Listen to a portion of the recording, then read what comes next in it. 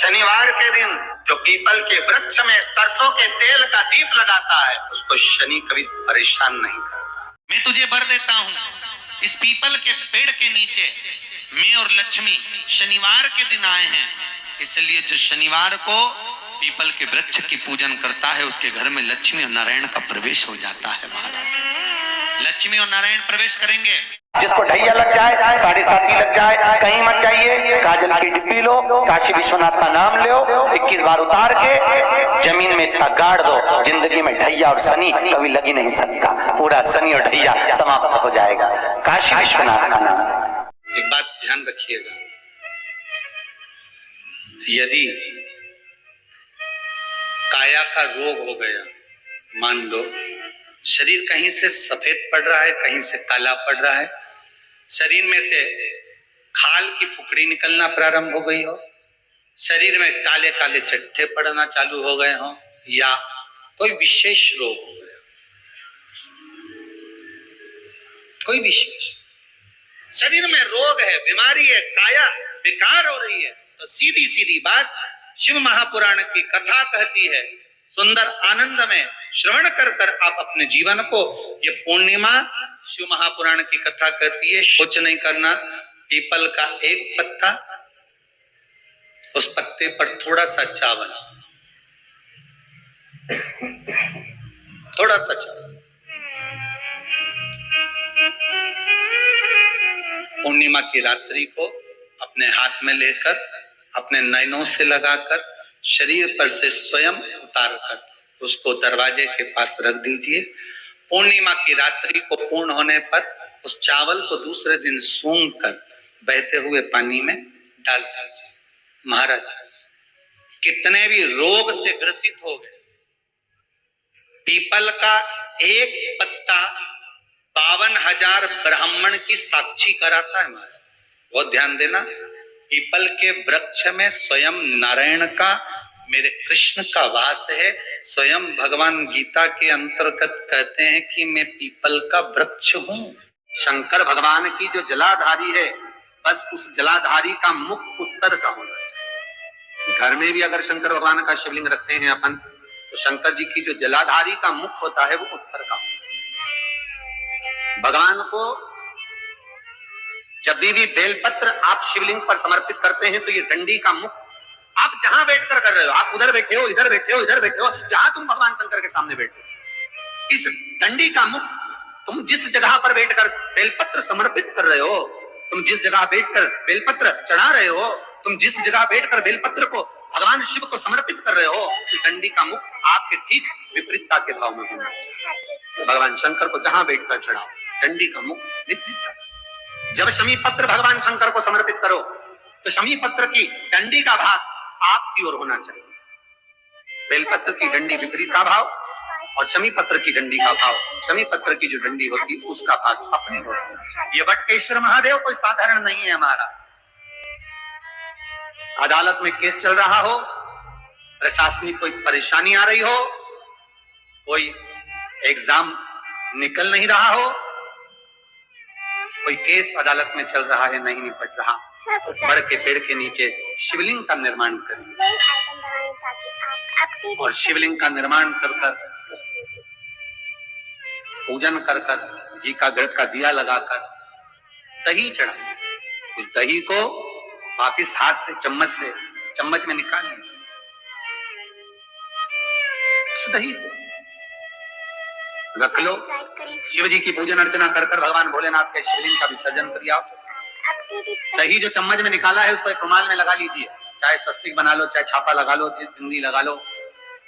उस रुमाल को जिस एग्जाम में बैठे हो उसमें जेब में रखकर ले जाइए। अदालत जा रहे हो तो उसको अपनी जेब में रखकर लेकर जाइए। महाराज, बटकेश्वर महादेव का पूजन, बटकेश्वर महादेव का स्मरण, बटकेश्वर महादेव की आराधना, बटकेश्वर महादेव का नाम जाप, बटकेश्वर महादेव की अर्चना फल दे। बटकेश्वर सुख प्रदान करती है, आपके जीवन का आनंद प्रदान कर देती है, आपके जीवन का आनंद फल देती है। जो शनिवार के दिन पीपल के वृक्ष के नीचे दिया लगाता है, पूजन करता है, उसको लक्ष्मी प्राप्त होगी। सोमवार, मंगलवार, बुधवार, गुरुवार, शुक्रवार, शनिवार, इस सारे वार हम पीपल के वृक्ष के नीचे लक्ष्मी के साथ विराजमान होंगे। दरिद्रता बोली वाह नारायण वाह। मेरे दरवाजे पर आए और कहते हो कि मैं लक्ष्मी के साथ विराजमान होऊंगा। नारायण, आप भले 7 दिन में निवास करो, मना नहीं है, पर एक दिन ये पीपल के वृक्ष में मेरा वासा होगा और वो रविवार का दिन होगा। रविवार के दिन जो पीपल के वृक्ष के नीचे आएगा, खाली हाथ आएगा, उसके घर में ये दरिद्रता प्रवेश कर जाएगी। भगवान विष्णु ने कहा, मान लो कोई जल लेकर आया, फूल लेकर आया, कोई सामान लेकर आया, तो दरिद्रता कहती, अगर कोई वस्तु लेकर आया तो दरिद्रता उसके द्वार नहीं जाए। 33 कोटि देवताओं का अभिषेक शंख के जल से होता है, पर शंकर के ऊपर कभी शंख का जल नहीं चढ़ता। कभी शास्त्र कहता है शिव पर अगर शंख का जल चढ़ता है तो गौ हत्या के बराबर दोष लग जाता है। इसलिए सारे देवताओं को शंख का जल चढ़ेगा, पर शंकर पर नहीं चढ़ेगा। अलग अलग तरह के शंख होते हैं, कोई गणेश शंख होता है, कोई दक्षिणवर्ती शंख होता है, कोई लक्ष्मी शंख, कोई नारायण शंख होता है, और कोई शंख राक्षस शंख भी होता है। तो जो राक्षस शंख होता है वो राक्षस शंख घर में शांति नहीं रहने देता, वो शंख। इसलिए हमेशा जो भी शंख आप अपने घर में रखें, पहले कोई ब्राह्मण से, कोई चतुर विद्वान से पूछ कर रखें कि ये शंख हमारे घर में रखने के लायक है कि नहीं, तब हम उस शंख को रख सकते। हमारी दुकान नहीं चलती है, धंधा पानी नहीं चलता, व्यापार नहीं चलता, तो उसके लिए बटकेश्वर महादेव का पूजन किया जाता है। सही व्यापार ना हो, लक्ष्मी कमा नहीं रहे हो, बहुत मेहनत कर रहे हैं, फल 1 रुपया नहीं मिल रहा हो, अथक प्रयास किया जाए, और अगर फल नहीं है तो बटकेश्वर महादेव का पूजन करें। उसके लिए भी कहा, और उसके लिए हमारे यहाँ वर्णन किया गया, बड़के पत्ते के ऊपर पीपल का पत्ता रखना पड़ता है, और पीपल के पत्ते के ऊपर फिर खाकर का पत्ता, इन तीनों को रखकर बालू का शिवलिंग बनाकर केसर में चंदन घोलकर बटकेश्वर महादेव का अभिषेक करते हैं पानी में घोल, और शिव को चढ़ाकर उसी केसर चंदन का जल और 5 पत्तों में 3 पत्ते जो आपने रखे उसमें से कोई भी एक पत्ता ले जाकर व्यापार वाले स्थान पर उसको रख दीजिए। उसी चंदन में, उसी केसर चंदन में मिला हुआ वो पत्ता चिपका हुआ। आपको केवल आपने आज रखा, आपको कल से अंतर मालूम पड़ जाएगा व्यापार कैसा बढ़ता है। अपने आप उसमें सुख का अनुभव होता है, आप अपने आप उसमें सुख की अनुभूति होती है। अगर व्यक्ति एक ठेला चलाने वाला, हाथ गाड़ी चलाने वाला 7 मुखी रुद्राक्ष को सिद्ध कर कर अगर पहन ले, जिंदगी में कभी संपदा की कमी नहीं आ सकती। कभी जिंदगी में 7 मुखी रुद्राक्ष पहनने वाले को कष्ट नहीं।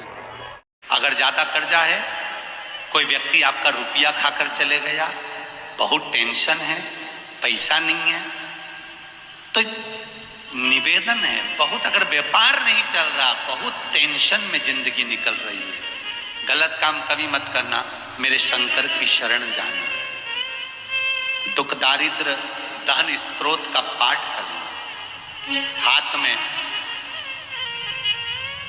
शमी की पत्तियां ले लो।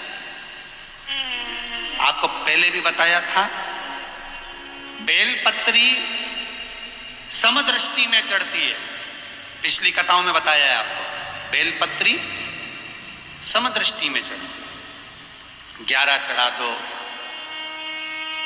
21 चढ़ा दो, 31 चढ़ा दो, 41 चढ़ा दो, 51, 108 चढ़ सकती है। शमी की पत्ती, शमी पत्र सारे देवताओं को विषम स्थिति में चढ़ता है। अगर आपने 5 चढ़ाया, 7 चढ़ाया, 11 चढ़ाया, 22 चढ़ाओ, 33 चढ़ाओ, 44 चढ़ाओ, बहुत शिव को समर्पित करो। शिव महापुराण की कथा कहती है घी का दिया लगाइए और घी का दिया लगाकर शमी की पत्तियों को, शमी पत्र को आपसे बन जाए 5, 7, 22, 11, 33, 44, 55 जितनी बन जाए हाथ में लेकर, जिस व्यक्ति से पैसा लेना है, व्यापार नहीं चल रहा तो उसका स्मरण, कर्जा बहुत हो गया, शिव से स्मरण, दुख दारिद्र्य दहन स्तोत्र का पाठ करें। एक अंतरा, एक लाइन। विश्वेश्वराय नरकार्णवतारिणाय कर्णामृताय शशिशेखराय धारिणाय कर्पूरिकान्तिधवलाय जटाधराय